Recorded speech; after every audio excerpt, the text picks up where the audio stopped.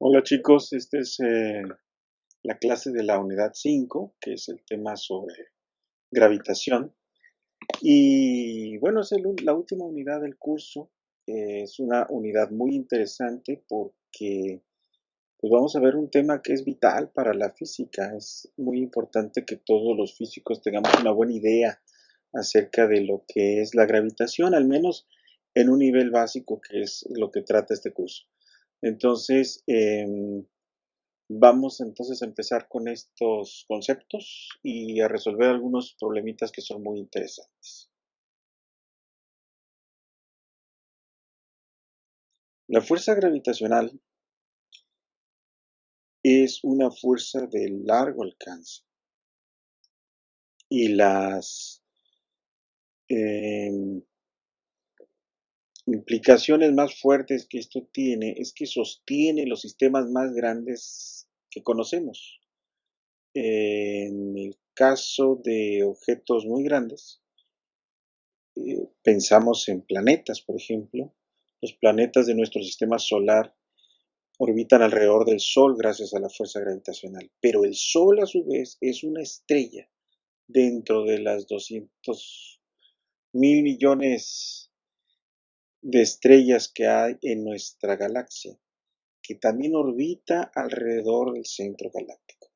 Esta fotografía que tenemos aquí es una foto que se toma en, en varias etapas, en varias fases, y es digamos que la mejor escena que podríamos tener de nuestra galaxia.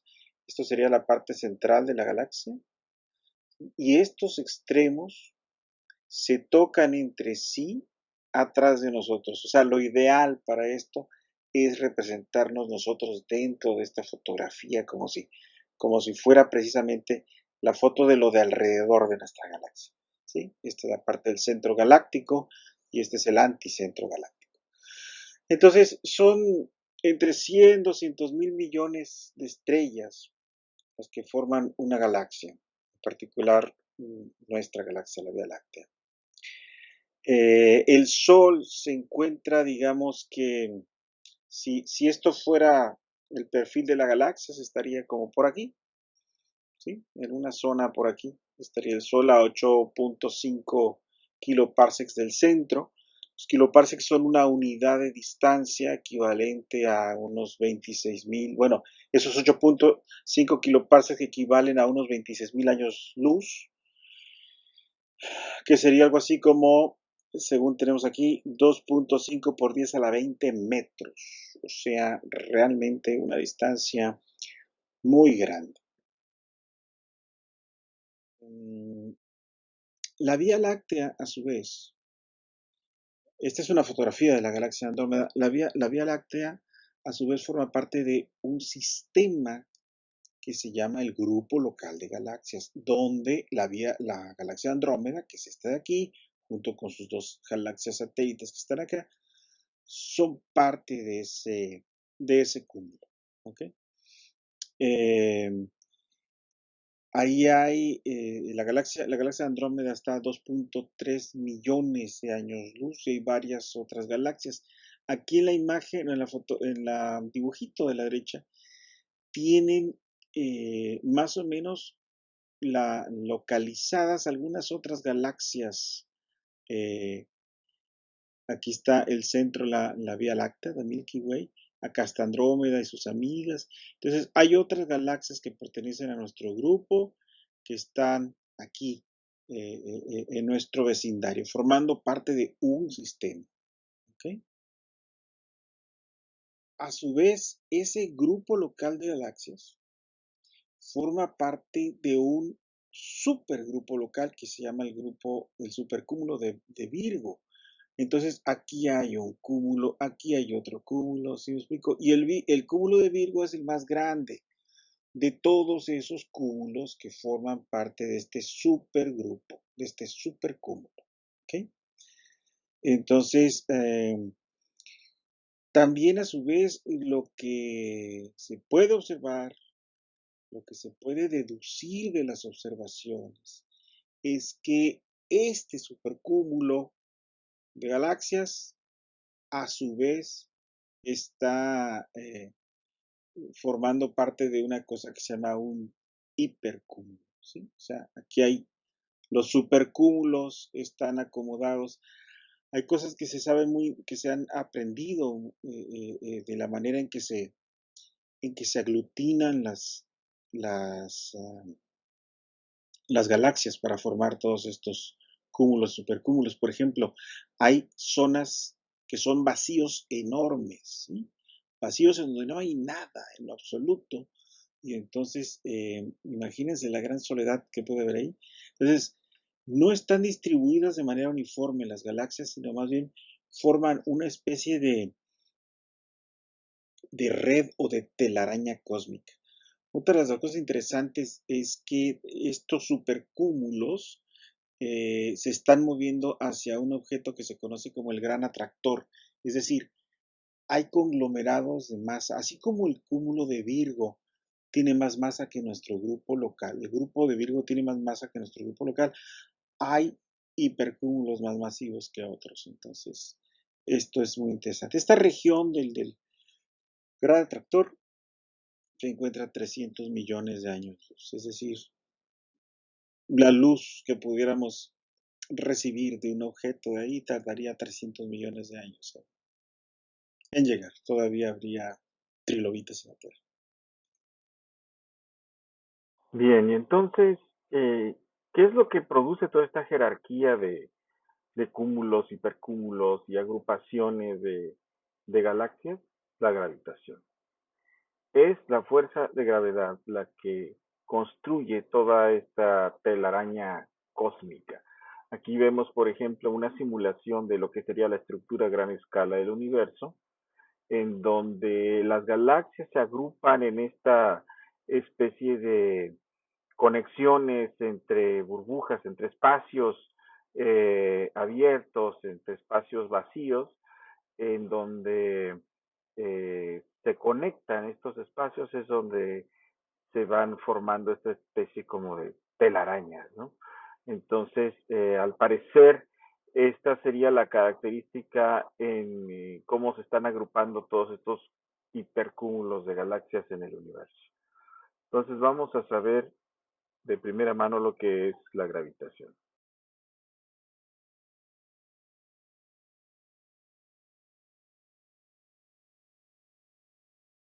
Take notes, Humphrey. Ow!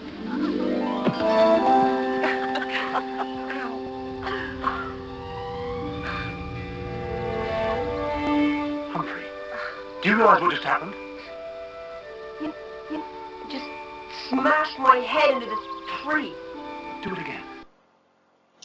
Do it again, dice, vuélvete a golpear, porque así ya saco de una vez toda la teoría.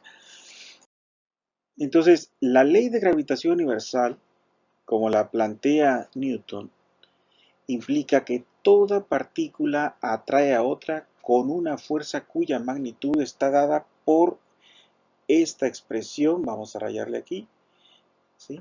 En la que vemos que la fuerza es directamente proporcional al valor de las masas, es decir, mientras más masiva sea una partícula, mayor será la fuerza de atracción gravitacional, y es inversamente proporcional al cuadrado de la distancia que los separa. Mientras más separadas las partículas, pues más alejadas van a estar. ¿Okay? Entonces, de manera vectorial, expresamos así la fuerza, ¿no? Y bueno, es en dirección radial, ¿no? Una cosa muy interesante es que esta proporcionalidad lleva una constante de proporcionalidad que es la constante de gravitación.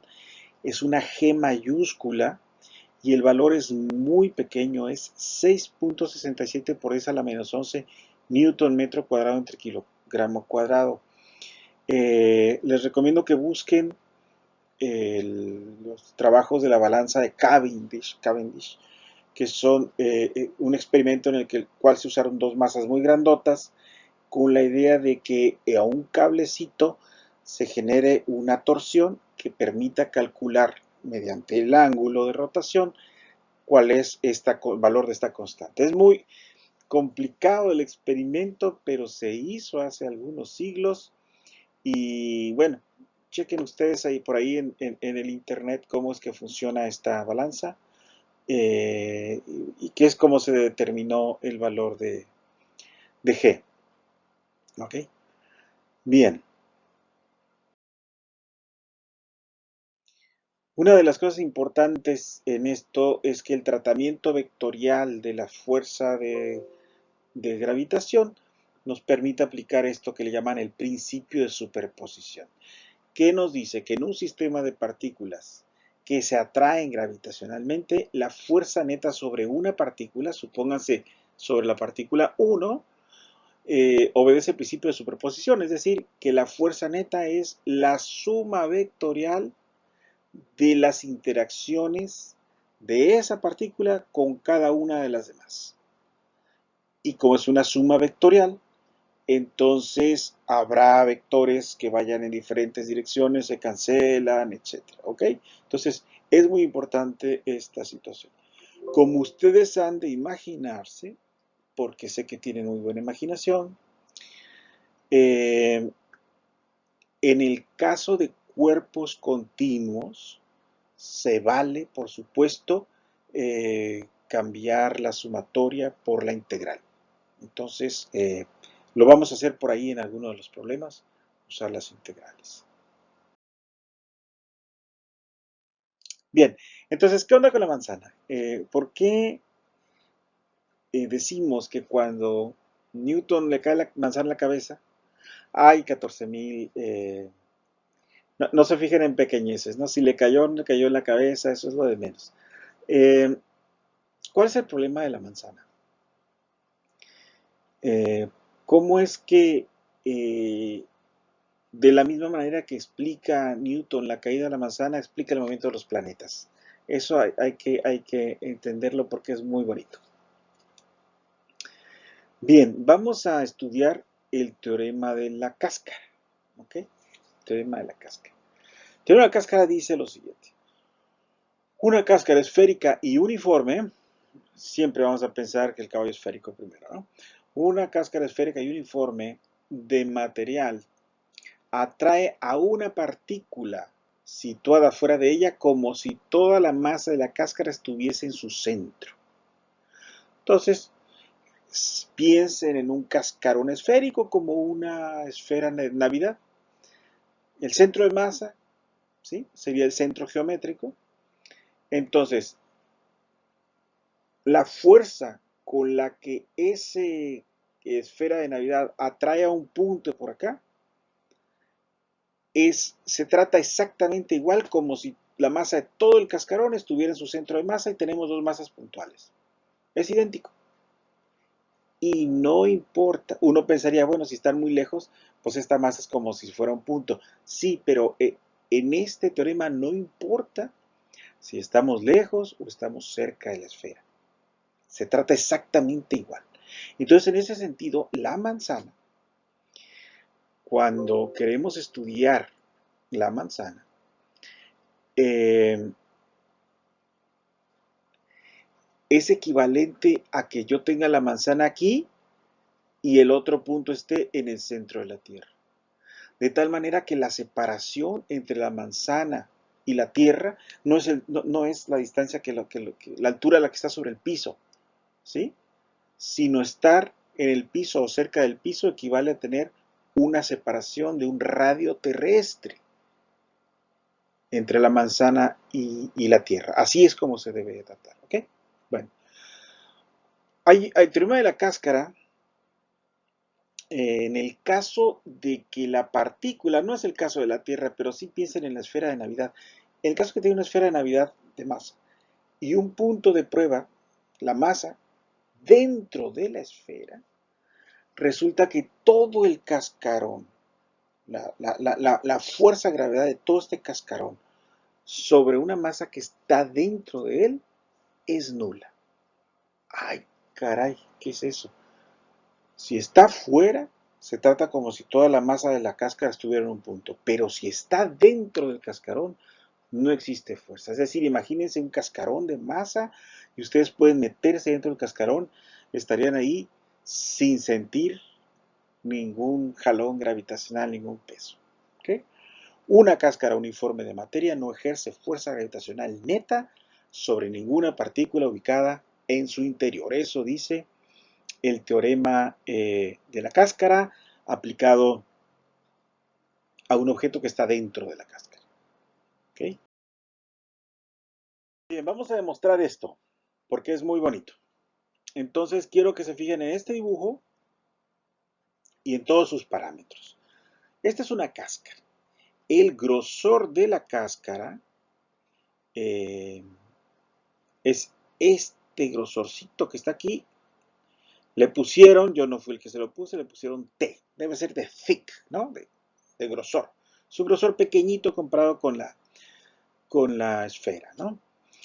Fíjense que la esfera tiene un radio R mayúscula, ¿verdad? Constante. La partícula de prueba está aquí, en el punto P, y hay una distancia desde el centro de la esfera hasta el punto P. Hay una distancia R minúscula, también es constante. ¿Ok? Entonces, R mayúscula y R minúscula son constantes. Muy bien. Déjenme los quito de aquí. Otra cosa que me gustaría que vieran con cuidado. Vamos a calcular primero la fuerza que hay entre un elemento de masa y el punto. ¿Ok? Este elemento de masa está aquí en el punto A. Vamos a hacer un pequeño cuadrito ahí, que si se fijan va a tener, lo vamos a ver con calma, va a tener este lado y el lado de profundidad, ¿no? Un pequeño cubito aquí, ¿vale? Entonces aquí ya nos están diciendo que este ancho es R por D teta. ¿Y esto de dónde lo sacamos? Acuérdense, la gran fórmula de la astrofísica es S igual a R por teta, ¿no? Entonces este pedacito S es igual a R por el ángulo que hay formado aquí, que es un diferencial de teta. Entonces S igual a R de teta. El ángulo teta es este, ¿no? El ángulo que se hace entre la horizontal, llamándole así a la línea que une el centro del cascarón con el punto P. Eso y a donde esté el elemento, ese es el ángulo teta. Entonces, esta altura, que va a ser importante también, es R seno de teta. ¿Okay? ¿Por qué es importante? Porque esta altura me va a ayudar a calcular este ladito. Aquí hay un ángulo que no aparece aquí, pero luego se los voy a mostrar. Es el ángulo phi. ¿Ok? Y el ángulo phi, este radio, R seno teta, por el diferencial de phi, me va a dar este otro ladito. ¿Okay?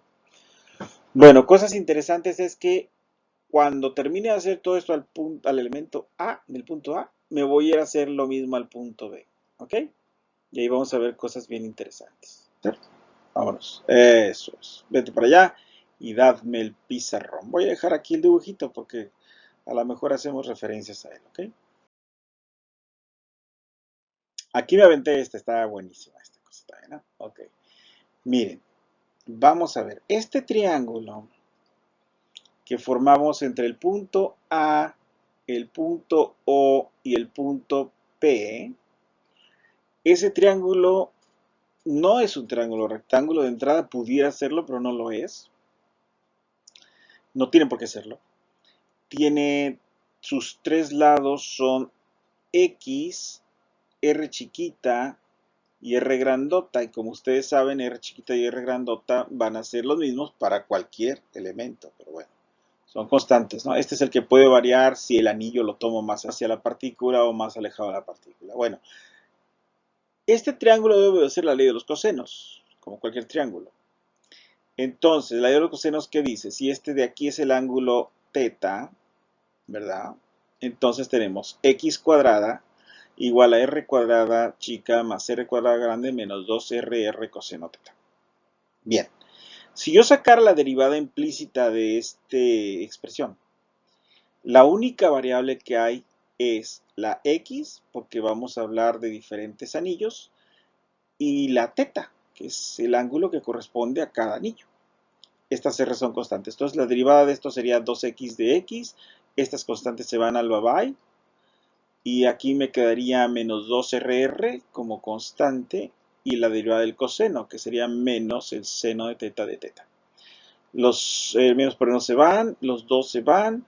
Y yo puedo entonces despejar seno de teta como x de x RR. ¿Ok? Bueno, otra ley de cosenos que podemos hacer aquí es para este ángulo alfa que está aquí, que sería el ángulo desde el punto P hacia el punto A. Entonces ahí se aplican igual ley de los cosenos, ahora con el R cuadrada. R cuadrada igual a X cuadrada más R cuadrada minúscula menos 2XR por el coseno de alfa. Y despejo el coseno de alfa, ¿ok? Ahora me voy a fijar aquí en la pelotita en el anillo. Y en particular en un bloquecito del anillo, ¿ok?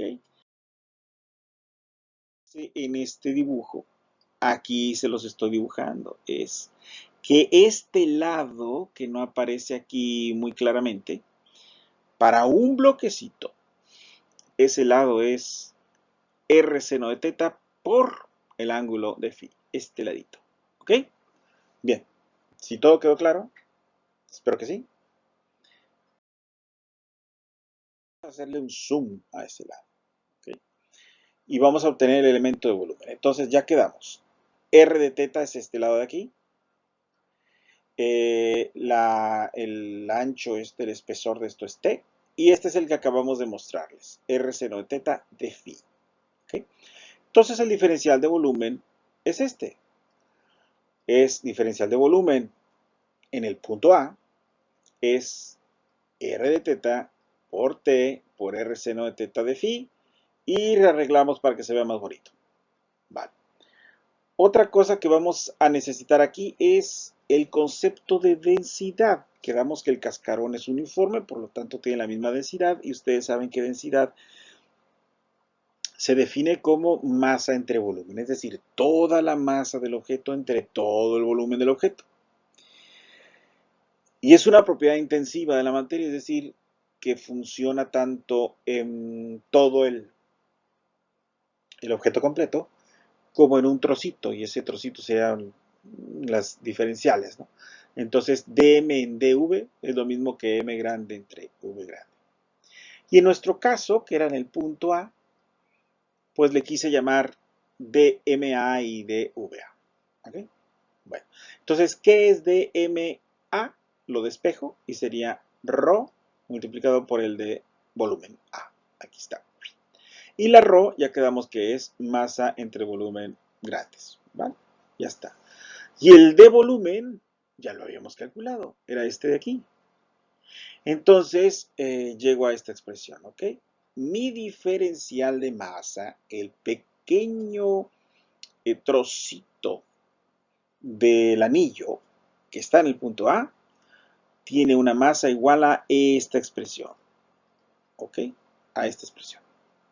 Muy bien. Hasta ahí yo creo que no problem, ¿verdad? Bien. Entonces. Ahora voy a guardar todas esas expresiones que sacamos, las estoy guardando aquí a la izquierda. ¿Ok? Y entonces puedo tranquilamente sacar la fuerza que hay entre el punto P, o sea, el punto P donde está la masa M, y el trocito de elemento de masa A. Esa fuerza la llamo fuerza del elemento A. Le voy a llamar dF porque es una fuercita, ¿ok? Esa fuercita es G M de la partícula que está aquí en P, dm, que es la que acabamos de sacar, que es la de la masa de A, entre la distancia entre los dos al cuadrado, y la distancia quedamos que es esta X que está aquí. ¿Vale? Bien.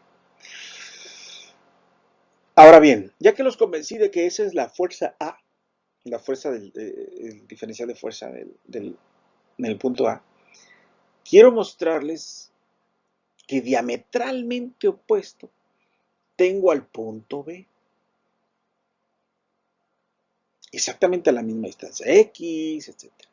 Y que la fuerza del punto B sería esta, sería exactamente igual, ¿verdad? Exactamente igual. Y si se fijan los vectores, vamos a dar una borradita por aquí.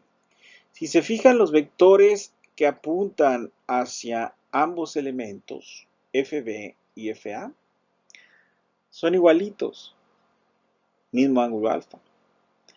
Entonces, este vector va a tener una componente horizontal para la izquierda y este también va a tener una misma componente igual. Ahora, va a tener una componente vertical para abajo y una componente vertical para arriba. Ah, miren qué interesante. Entonces, la componente en X es igualita, idéntica. Mientras que la componente en Y se opone totalmente. Entonces, si yo hago una sumatoria de esas dos fuerzas, no hay componente en Y la componente en X se suma. O sea, es decir, como son igualitas, pues nada más multiplícala por 2 y ya la tienes. ¿Ok?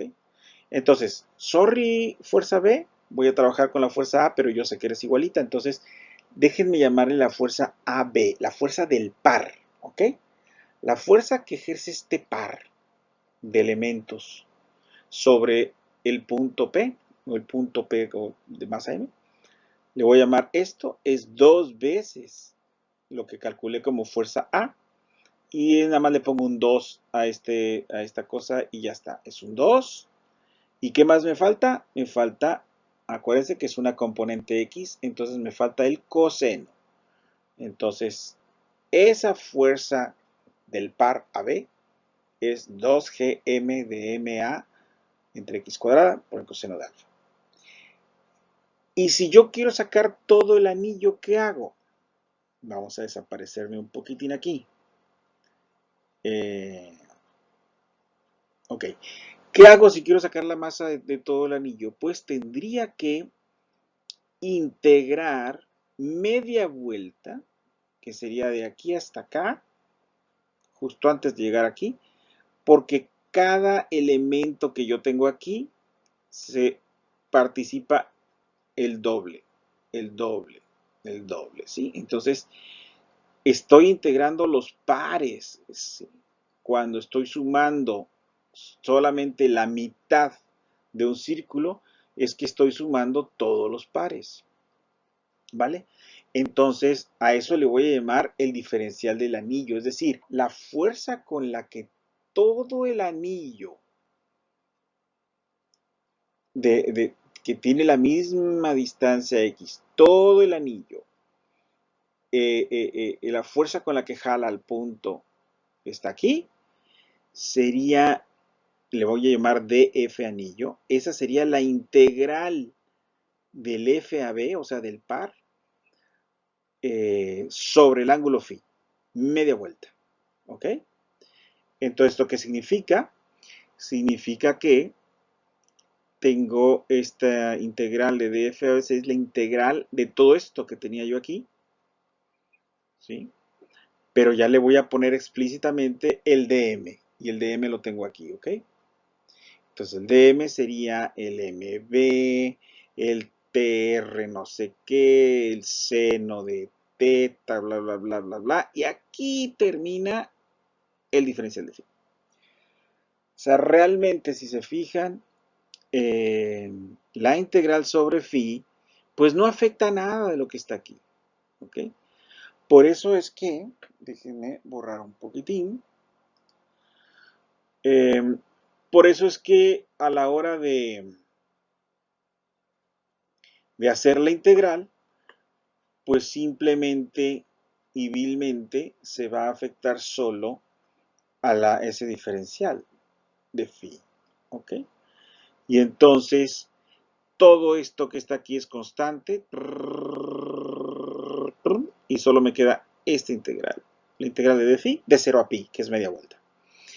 Aprovechamos para matar esta R cuadrada, la T, ¿ok? La T se va con la T, la R cuadrada con la R cuadrada. Cuando esto integro, ¿qué valor me da? Me da pi. Bueno, pi se viene para arriba, ¿verdad? Pero pi, aquí tengo un pi abajo, pues ese pi se va con el pi. Válgame Dios. Y el diferencial del anillo me queda esto. Me queda GMM entre 2x cuadrada por el coseno de alfa, y el coseno de alfa aquí lo tenemos, x cuadrada más r cuadrada, y por seno de teta, y esto es seno de teta que está aquí. Entonces esto es el diferencial del anillo. ¿Okay? Eso sería la fuerza con la que todo este anillo, un anillo en particular, a un ángulo fulanito, con la que ese anillo interactúa con el punto que está aquí, en la M. ¿Sí? Eso sería la fuerza de todo el anillo. Y ahora viene la parte todavía aún más divertida, que sería, bueno, ¿y cómo calculo entonces la fuerza total? ¿Quepo o no quepo? Sí, sí quepo. Entonces, para encontrar, fíjese que aquí ya reacomodé todas mis fórmulas estas, ¿no? Para encontrar la fuerza total, entonces vamos a integrar sobre la X. Entonces, ¿cuáles son los valores? La X, si se fijan, vámonos a hacer un círculo más chiquito. La X estaría más cerca, más chiquito, más chiquito. El círculo más chiquito que uno puede hacer está aquí. Y por lo tanto, este sería el valor más chico que tendría la X. Que es toda la R grande menos el radio. ¿Ok? Este sería el valor mínimo que agarra la X. Y por el contrario, me voy haciendo círculos más grandes, anillos cada vez más lejanos. El último anillo que agarraría estaría acá, que sería la distancia R más el radio. ¿Ok? Entonces, si yo integro la X entre esos dos valores, voy a agarrar realmente todos los anillos. ¿Ok? Todos los anillos del universo. No es cierto, del universo, no. Todos los anillos de este sistema, y entonces voy a tener la integral. La suma de todos los anillos sería la fuerza que ejercen todos. Y si se fijan, todos son en la misma dirección. Todos van a jalar en esa dirección. ¿Ok? Vientos, vientos, vientos. Entonces, la fuerza total es la integral del DF anillo sobre la X. Y los límites de la integral serían desde R menos R grande a R más R grande. Volvemos a poner la misma expresión que teníamos aquí, que es la diferencial del anillo. Fíjese que en lo que ponemos ya matamos esta X con esta X, que no la había visto yo todavía, aquí la matamos. Y entonces sacamos todo lo que son constantes, como la GMM y esta R con esta R, todo eso, y el 4, el 2 por 2, 4 que está aquí también.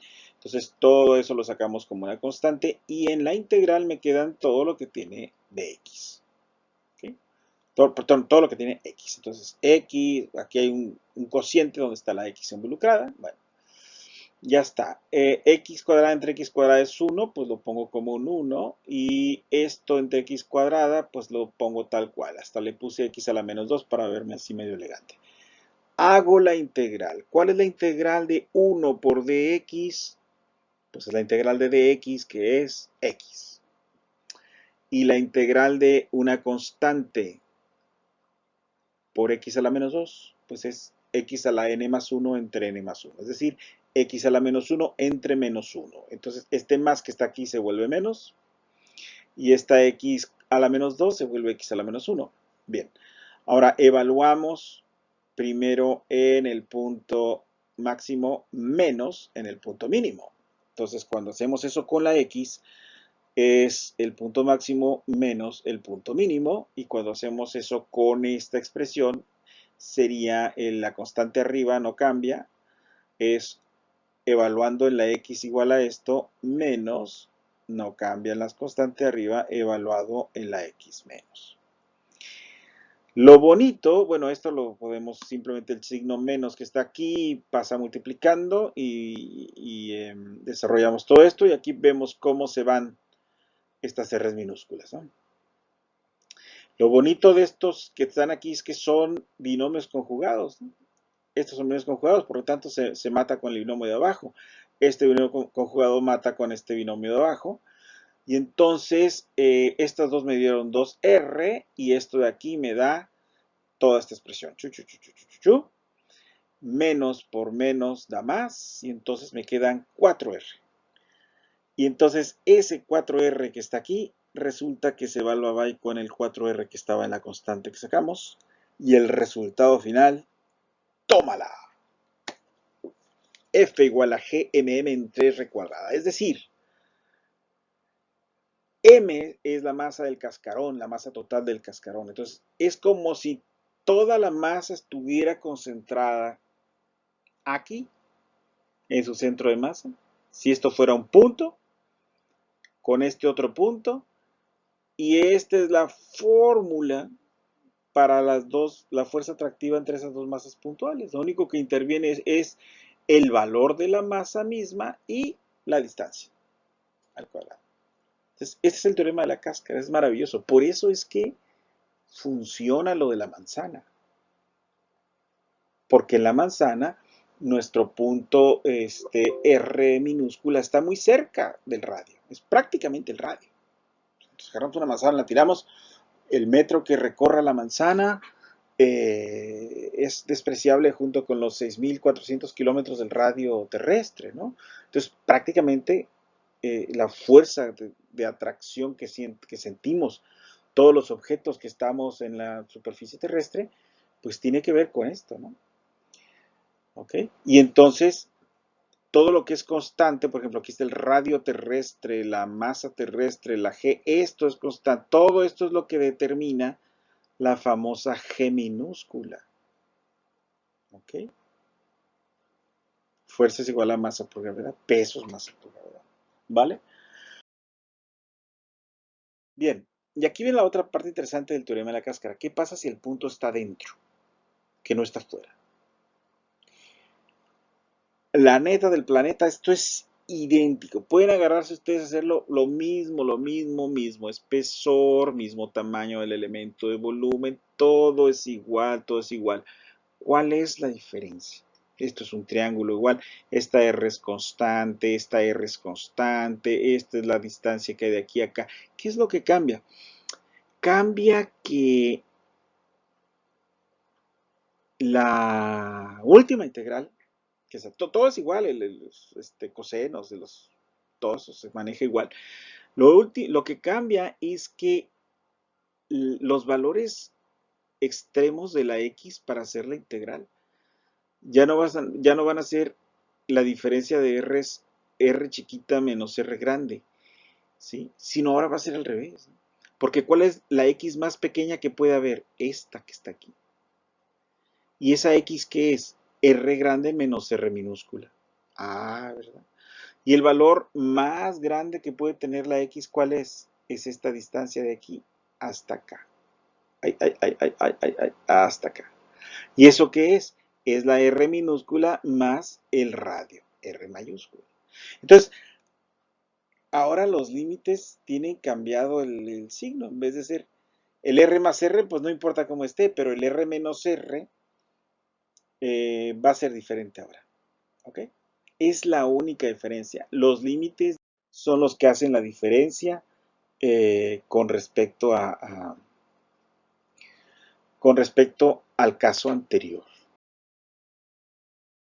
Entonces, este es el x mínimo, este es el x máximo. Todo lo dejé igualito, lo único que cambié es esto, es esto, es esto, y a la hora de integrar vienen las diferencias. ¿Sí? Hasta aquí, hasta este punto, todo es igual.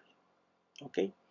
Entonces, cuando yo sustituyo el valor de la x máxima, aquí está, menos el valor de la x mínima, aquí está. Y en este otro caso, acuérdense, tenemos los binomios conjugados. Vale. Ahora se matan de manera diferente, ¿no? Pero pueden revisar todo esto después con calma. Ya saben que está tanto esta presentación en video como el archivo PDF de toda esta presentación está por ahí también en el Blackboard, ¿no? En donde dice no vídeo o algo así, ¿no? Un PDF. Bueno, entonces en este caso, fíjense cómo aquí se matan las R's mayúsculas, permanecen las R's minúsculas como un 2R, pero resulta que cuando hacemos esta matazón acá arriba, para este caso, se matan las R's minúsculas, pero las mayúsculas, pero las minúsculas, déjenme desaparezco, las minúsculas quedan negativas. Y entonces el resultado me queda 2R minúscula menos 2R minúscula. ¿Y eso qué es? Chicos y chicas del club de Peggy, 0.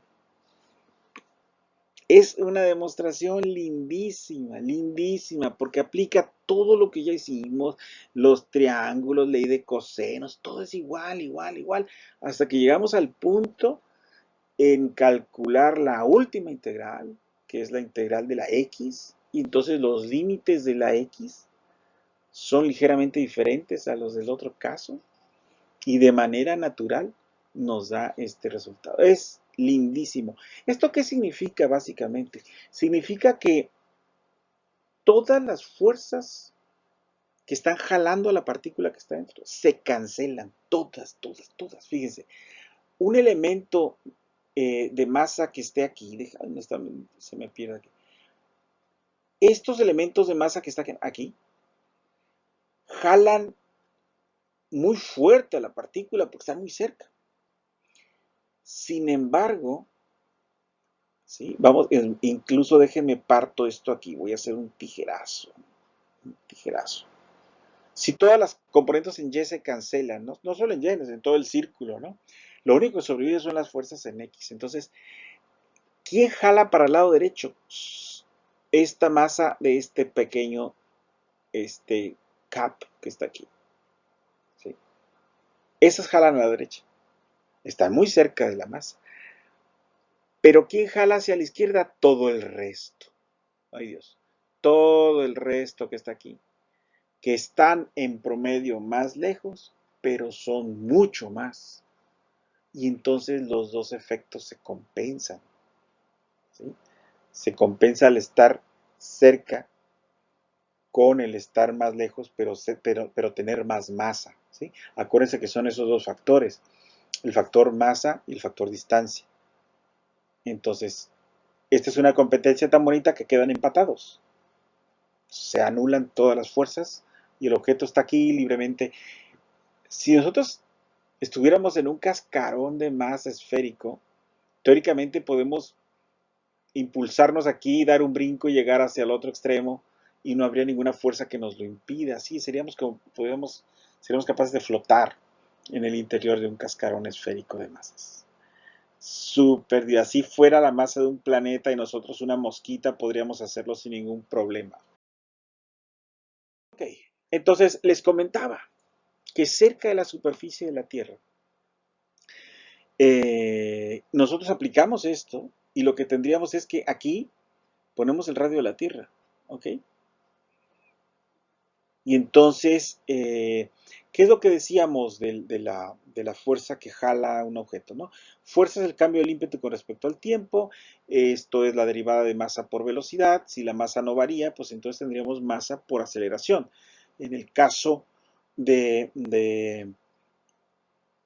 la Tierra, pues esto es la aceleración gravitacional.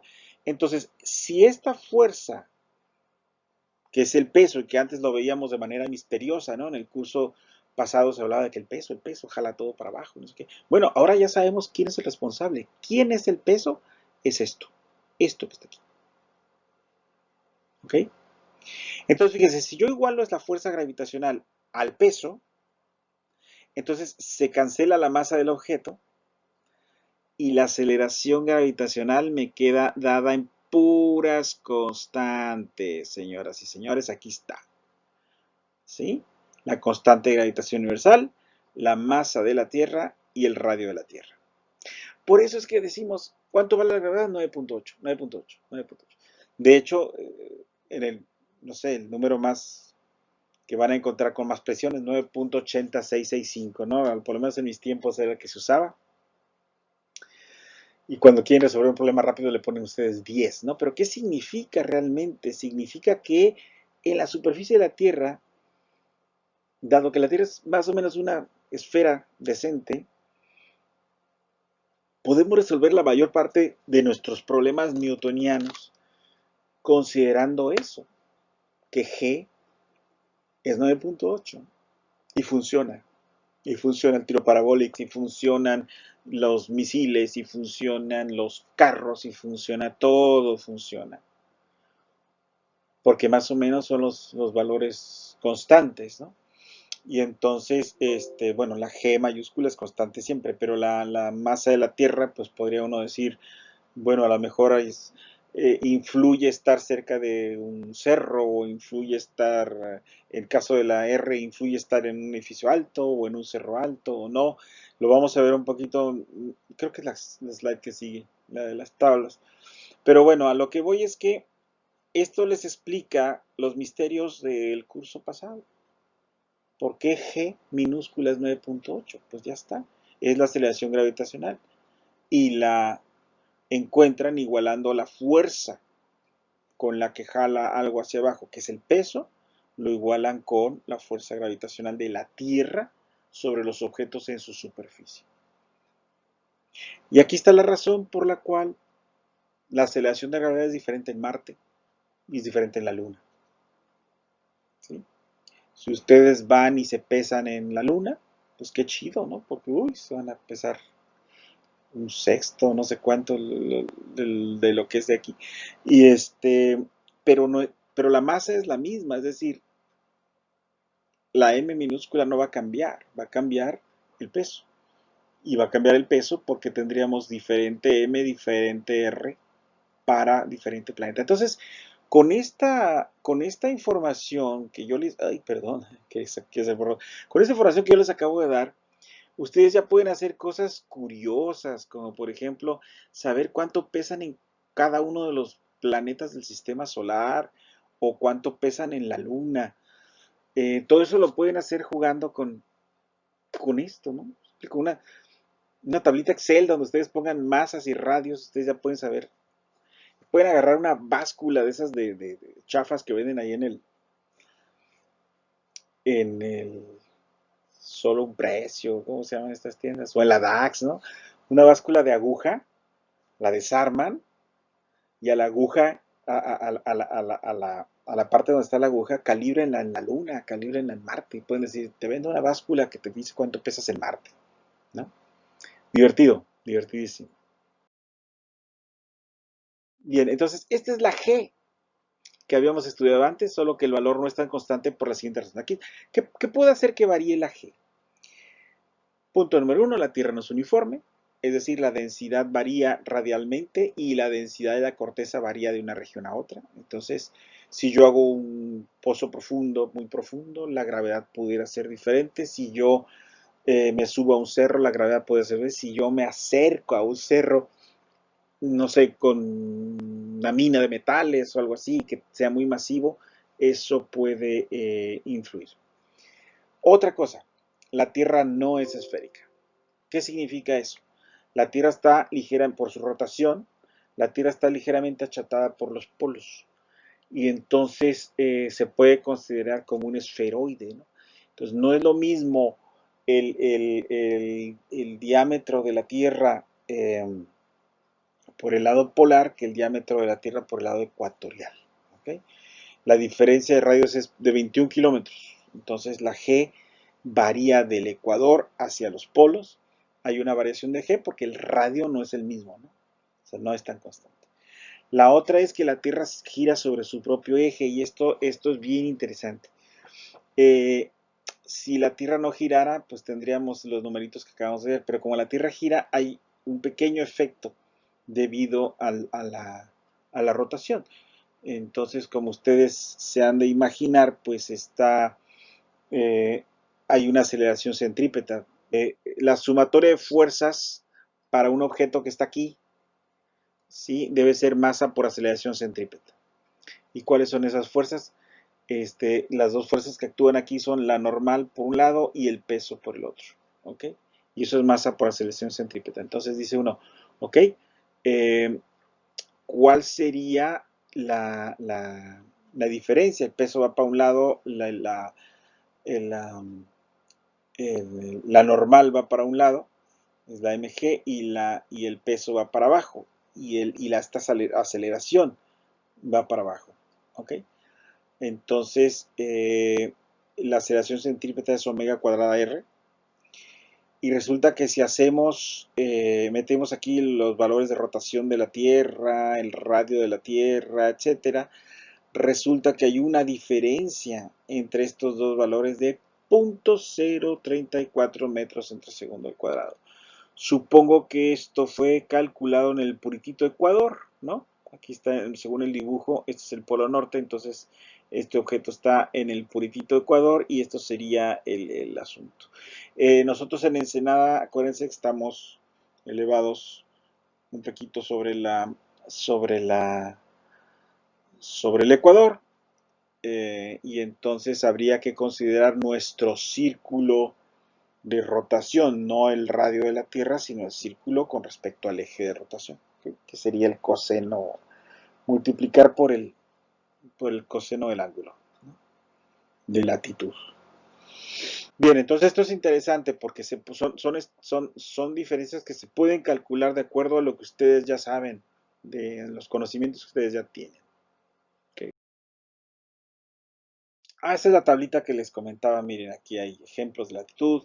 Promedio para la superficie terrestre 9.83. No sé de dónde lo sacan, pero bueno, alguien lo puso por ahí en el libro. El monte Everest, que está a 8 kilómetros, casi 9.80. Un globo aerostático tripulado, es decir, si ustedes se suben a un globo y suben hasta casi 40 kilómetros, la gravedad van a encontrar que varía sensiblemente a 9.71. ¿Y qué tal si nos vamos a 400 kilómetros por arriba de la superficie? Acuérdense que el radio de la Tierra es de 6.400 kilómetros. Si nos vamos a 6.800, que pareciera que no es mucho, pues ahí está la Estación Espacial Internacional. Y la gravedad es 8.7. Ah, ¿verdad? Y si nos vamos a donde se encuentra un satélite de comunicaciones, pues ya estaríamos hablando de 36.000 kilómetros, y entonces la gravedad es la casi nada. Ok. Interesting. Vale. Bien.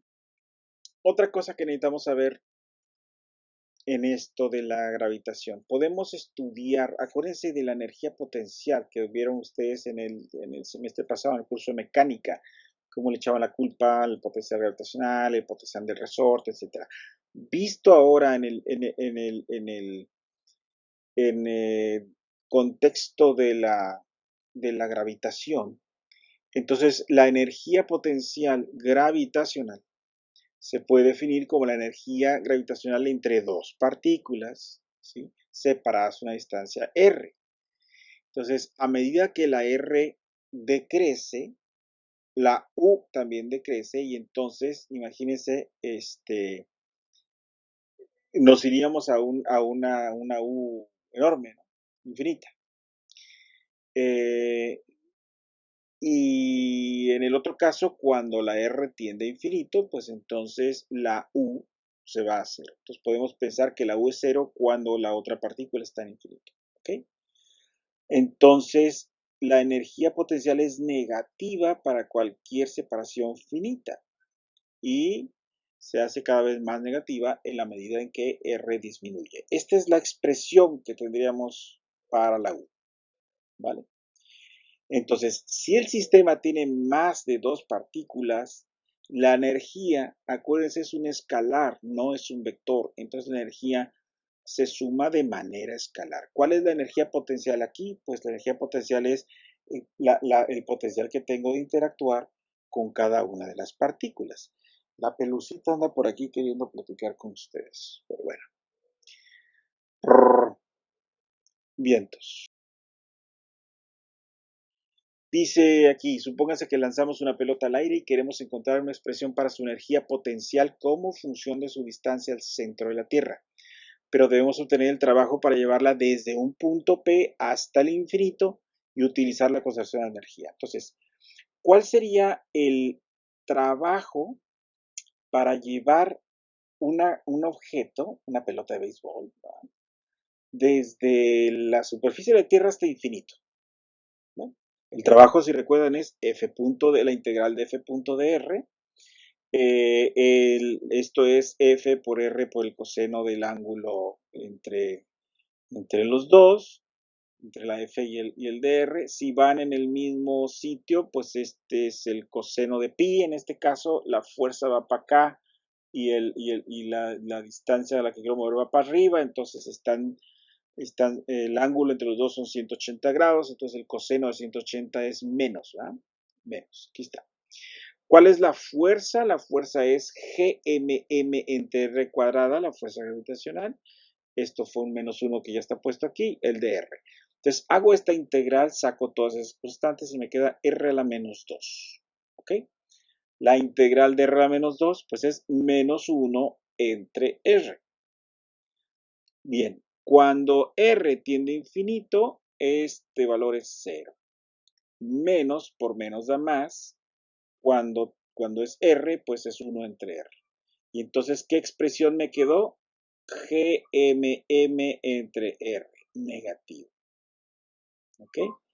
Entonces, si recordamos el trabajo en el curso anterior, era el trabajo es igual a menos el cambio en la energía potencial. ¿Qué significa?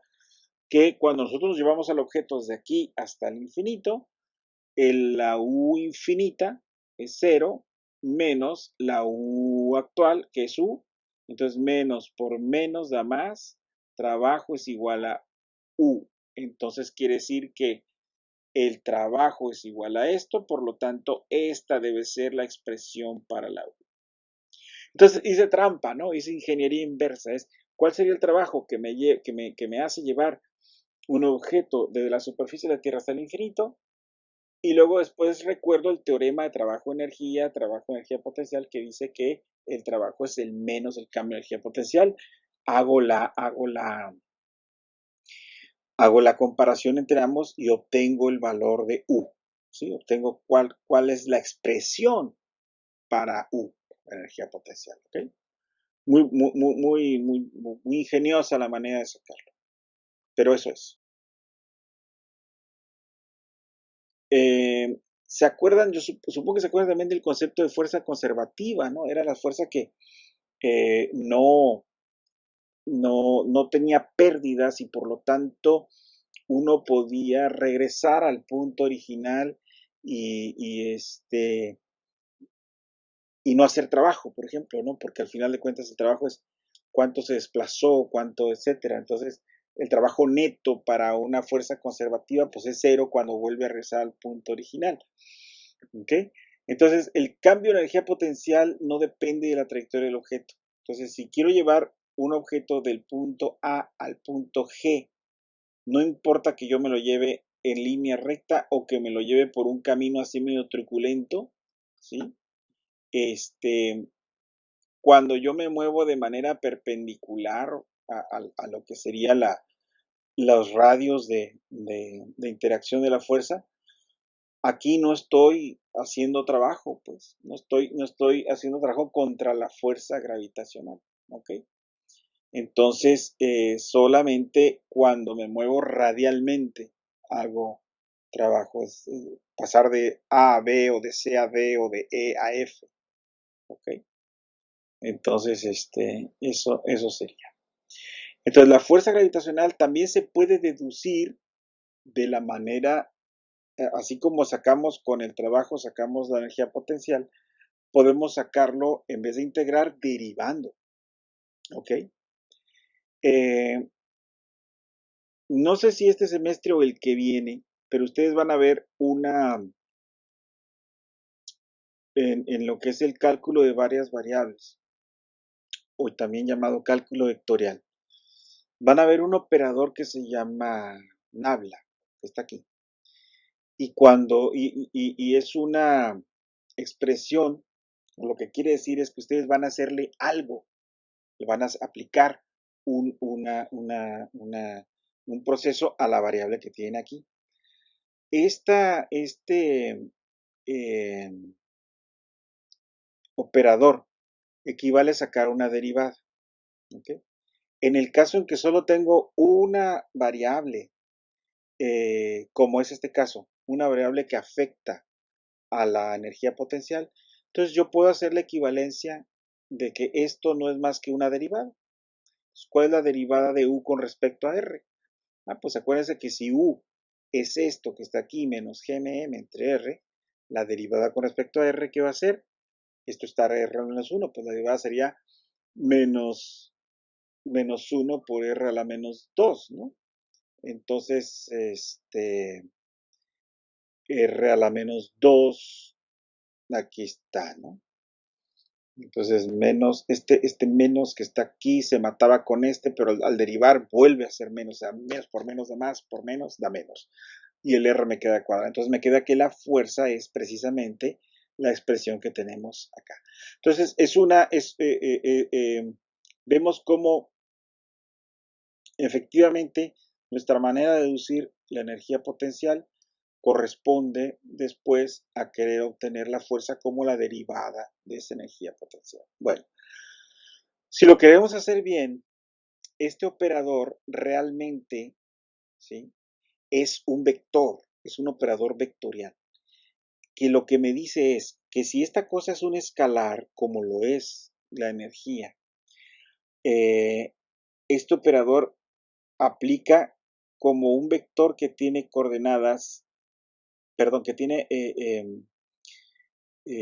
componentes parcial de x con respecto a x, parcial con respecto a x de la función y, son derivadas parciales, parcial con respecto a y de j, parcial con respecto a z de k. Si ustedes se fijan, eso no significa nada, es decir, parcial, ¿qué es parcial? Bueno, es que mientras no se lo aplique a una función, el triangulito no significa nada solo no es nada, pero aplicado a una función significa que le voy a sacar a esa función, le voy a sacar la derivada en las tres direcciones y voy a formar un vector con eso, ¿ok? Cuando lo aplico a la U, lo que tengo es todo esto que es la parte de las constantes, ¿verdad? Y aquí tengo la parcial de R con respecto a X, de R con respecto a Y, de R con respecto a Z, ¿sí? Y esto me queda como X entre R, Y entre R, Z entre R. Y esto, si se acuerdan, debería darnos algo así como una especie de, lo puedo ver, esto es un vectorcito, entonces uno puede verlo así o puede verlo como un vector unitario en la dirección R, al final de cuentas, ¿ok? Entonces, esa es la onda, esa es la onda, ¿ok? Pero bueno, yo supondría que al nivel en el que estamos no vamos a usar esta forma, sino más bien la forma más sencilla, pero se los quería poner aquí para que cuando vean estas cosas en el semestre que les corresponda, pues digan, ay, sí, yo me acuerdo de una aplicación de esas, se llama gradiente la función. El triangulito se llama nabla y la función se llama gradiente. Entonces, la fuerza es el gradiente del potencial o el gradiente de la energía potencial. Entonces, cuando ustedes lo hagan, van a decir, oh, yo me acuerdo que había una aplicación en mecánica, ¿no? En gravitación. Y pues sí, como la hay en electricidad, como lo hay en otros, en fluidos, en otros campos de la física, ¿ok? Perdón, quería borrar y hago un cochinero, pero bueno. Pues eso es la parte esta de la energía. Si cantinflé mucho, pues me preguntan el día de las pláticas, ¿no? El viernes. ¿Ok? Y si no, pues pues ahí se googlean cosas. Oh, bien, yo tengo que la energía total es energía cinética más potencial, ¿sí? Y esta es energía cinética, esta es energía potencial, y entonces la energía total es esto. Es la competencia entre este término y este otro. Fíjese algo muy bonito que se desprende de aquí. Si ustedes no pueden escapar a la atracción gravitacional de algo, les apuesto 20 pesos a que la energía total es negativa. ¿Sí? ¿Por qué? Porque la energía potencial es negativa. Entonces, eso significa que si la E es negativa, voy a estar atrapado. Necesito que la E sea positiva. Necesito que la energía cinética gane. ¿Cómo saber cuál es el valor mínimo que necesito para salir? Pues muy fácil, ¿verdad?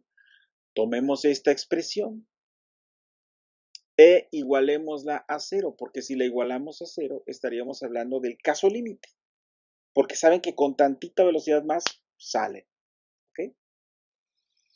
Entonces dice, dado que por definición el infinito de energía potencial es cero y que además la energía cinética también es cero, entonces decimos energía igual a cero y esto significa que yo puedo igualar estas dos cosas. Entonces despejo la velocidad y ¿qué creen? Obtengo una expresión. Esto es súper importante. Si ustedes están en un planeta con masa m y radio r, esa es la velocidad que necesitan para salir de ese planeta. Les apuesto 20 pesos a que si aplican esto para los valores terrestres, les va a dar los famosos 11.2 kilómetros por segundo que necesitan ustedes tener si quieren salir de este azul y maravilloso planeta. Y entonces para planetas más chiquitos, fíjese cómo necesitarían velocidades más grandes, pero planetas menos masivos ocuparían velocidades menores. En el caso de los planetas que nos interesa explorar o que hemos explorado, como la Luna y este que andamos queriendo ir, que es Marte, pues esos valores son más pequeños. Por eso es que para salir de la Tierra, los astronautas del Apolo ocuparon el cohete Saturno V, que es tremendamente poderoso y grande, pero para salir de la Luna usaron una arañita ridícula que rápidamente los sacó, ¿verdad? Entonces, la moraleja es que esto que estamos aprendiendo de gravitación también nos enseña esto, también nos enseña de una manera muy fácil, muy sencilla de entender, por qué es más fácil salir de un planeta o dadas sus condiciones, etcétera, ¿no? Entonces, ¿por qué es diferente salir de cada planeta? ¿Por qué si yo me voy a explorar un planeta muy, muy grande con un cohete que salió desde la Tierra y que no tiene más galleta más que para salir de la Tierra, pues ya estoy condenado a no poder regresar, no poder salir? Necesitaría más poder, ¿no? Moraleja, si van a hacer un cohete, a construirse un cohete muy poderoso que pueda sacarlos de la Tierra y de cualquier otro planeta. ¿Ok? Bueno, pues eso es. Esto es bien interesante. Esta es una caricatura en la que tienen ustedes aquí un proyectil tirado desde un monte muy alto, ¿no? Entonces sale el tiro parabólico y llega ahí, ¿no? Entonces, ¿qué pasa? Ay, caray, pues miren hasta dónde llega, ¿no? Pues ya la cosa se pone violenta, ¿no? ¿Y qué pasa si ustedes le ponen la su...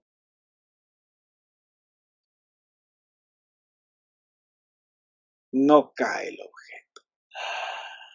No cae. Se queda orbitando. Eso es reflejo de este asunto, ¿no? Y eso me lleva a otra cosa. No sé si recuerdan la tabla y había una gravedad de, no me acuerdo cuánto, pero había una gravedad. En el caso de los astronautas en la estación espacial, dado que están ligados a la Tierra, pues hay una gravedad ahí. No es que no hay gravedad en el espacio. No, ahí sí había gravedad, por supuesto que hay gravedad. Pero ¿cuál es el tema? El tema es que los astronautas están orbitando, así como este objeto que está ahí. Están en una eterna caída libre.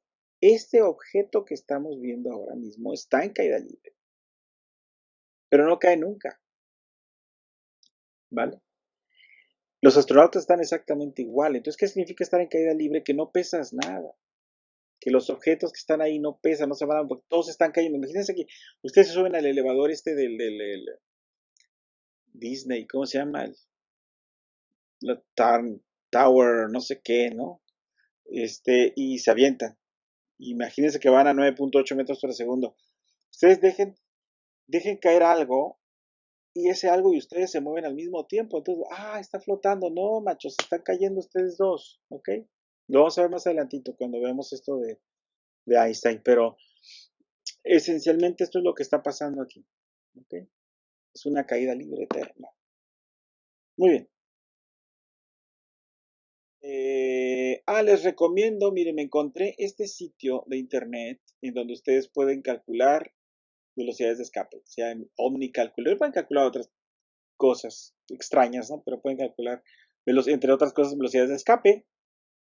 Y aquí tenemos varios ejemplos. Les comentaba el caso de la Tierra, de los 11.2 kilómetros por segundo, pero a ver, Júpiter, 60 casi. El Sol, imagínense que fuéramos capaces de llegar y tocar la superficie del Sol, pues no habría manera de escapar. 618 kilómetros por segundo, es terrible. Sirio B, dice aquí que Sirio B es una estrella enana blanca, que es una estrella de un estado evolutivo avanzado. Imagínense como el Sol, que luego apachurramos en un radio muy pequeñito. Es la misma masa, pero con menos radio. ¿Qué pasa? Que necesitamos salir con mucha más velocidad, porque la velocidad va inverso con la raíz cuadrada del tamaño, ¿no? Del radio. Una estrella de neutrones son estrellas mucho más masivas que el Sol, que se colapsaron. Pues aquí están las masas, miren, ni me había fijado. Resulta que Sirio B va en camino, pero no está tan, son más, no sé si hay un error aquí y luego lo checamos, ¿eh? Bueno, a lo que voy es que la diferencia aquí está dada en los radios, entonces salir de una estrella de neutrones sería terriblemente difícil, 200.000 kilómetros por segundo, ¿no? No tenemos tecnología para eso. En cambio, salir de la Luna, pues no nos cuesta, 2.38, y salir de un asteroide, pues es ridículamente pequeña la cantidad de velocidad que se requiere, ¿ok?